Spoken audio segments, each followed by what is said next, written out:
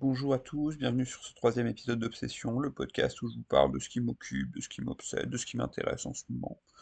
Et là, je vais revenir sur une partie de jeu de rôle que j'ai fait il y a quelque temps.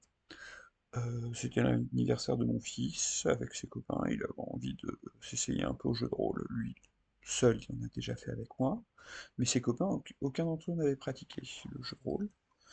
C'était un groupe de 5 enfants, en comptant mon fils, qui sont entre le CM1 et le CM2.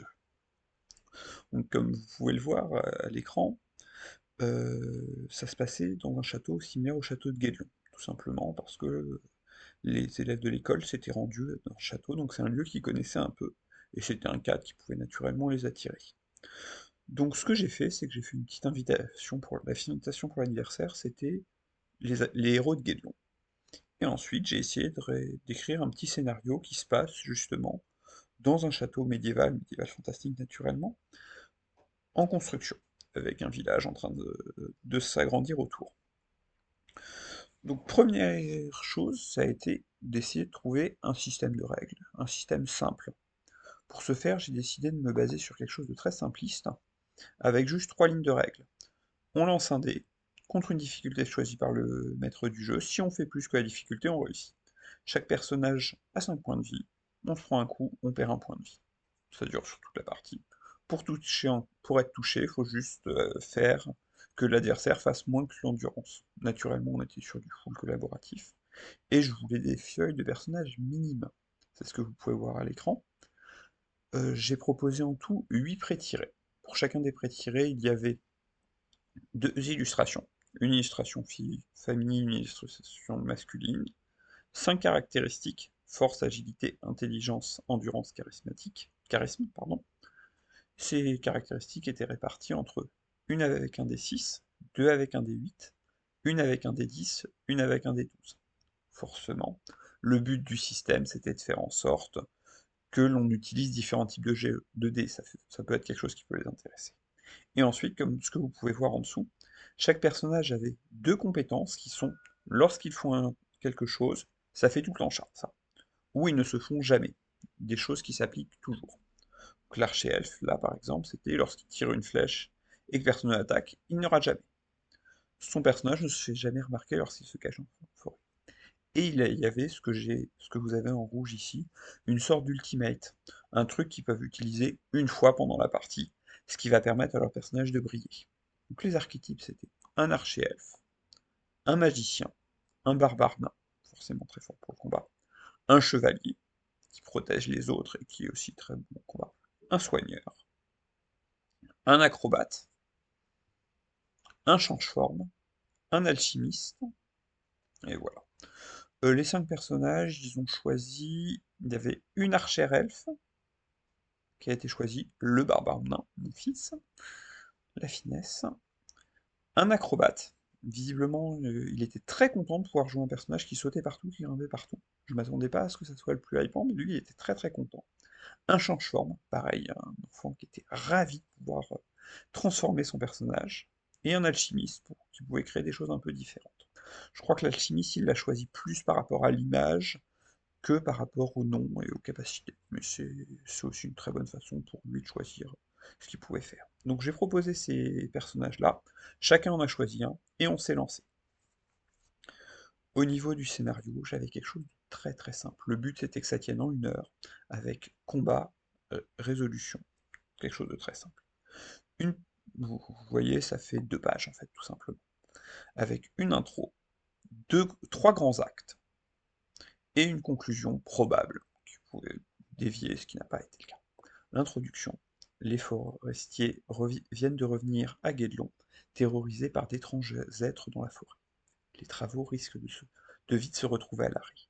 Le seigneur de la ville ordonne aux personnages joueurs d'aller enquêter et de régler ça. C'est simple, une enquête, un problème à régler, ça fonctionne bien. Premier acte, naturellement, avant le premier acte, il y avait quelques petites scènes dans le château et aux alentours pour essayer de s'équiper, de préparer ce genre de choses. C'est ceux qu'on voulait se faire ça. Ça a été assez rigolo, ils rentrent dans les tropes du genre, mais c'est parfait. Premier acte, la forêt. On arrive dans une forêt sombre, on comprend pas trop ce qui se passe. Il n'y a pas d'animaux, c'est triste, c'est sombre. et en avançant, on finit par se faire attaquer très vite par des créatures très étranges. Donc, premier acte, ça va être de l'exploration, essayer de comprendre un peu ce qui se passe, et c'est la capacité du change-forme de parler aux végétaux qui leur a permis de comprendre qu'en fait, que Grand-Père Arbre, le vieil arbre centenaire parlant au cœur de la forêt, avait demandé à la forêt de se défendre. Et là, ils ont décidé de foncer jusqu'à Grand-Père Arbre pour arriver à comprendre ce qui se passe. En rencontre avec Grand-Père Arbre, plutôt que de commencer à combattre, ça a été une discussion. Là, je voulais une scène sociale au milieu, c'était ce que ça a donné. Ça s'est très bien passé, ils sont vite rentrés dans les rôles pour le coup là, et ils se rendent compte, là, auprès de Grand-Père Arbre, que c'est un druide humain qui lui a dit que les autres humains allaient s'en prendre à la forêt. Donc discussion, négociation, et Grand-Père Arbre finit par leur laisser passer, leur laisser rentrer dans la forêt pour qu'ils puissent aller rendre visite, justement, à ce druide. Et on arrive à la dernière scène, où on a le druide dans sa tanière, avec quelques brigands qui le défendent, qui vont affronter le groupe de personnages joueurs. Ça permet d'avoir un combat final en apothéose avec un personnage en face qui a des capacités un peu magiques. Et le combat s'est bien passé, pas tous. 4 des personnages, je crois, ont utilisé leur capacité maximale, l'autre n'en a pas eu l'envie ou le besoin, je ne sais pas. Mais naturellement, ils l'ont emporté. Et le druide s'est évaporé dans un nuage de poussière, ce qui permet de continuer à jouer avec les tropes du genre. Et on retourne auprès de Grand-Père Arbre qui le remercie, puis à Guédelon, où tous les personnages sont accueillis en héros. C'est un scénario très simple, mais que je voulais tenir en 2 heures. En 1 heure, pardon. 2 heures, ça fait un peu long pour les enfants. Donc on a tenu ça en 1 heure. À la fin, ils en redemandaient. Donc mission accomplie, ça a plu à tout le monde. Voilà en gros ce que j'ai utilisé. Vous voyez, c'est des choses qui sont très simples. Il n'y a pas besoin d'aller trop loin pour une partie aussi courte avec des débutants. J'étais très content de ce système vraiment minimaliste. Je pense que c'est ce qu'il faut pour les enfants comme ça.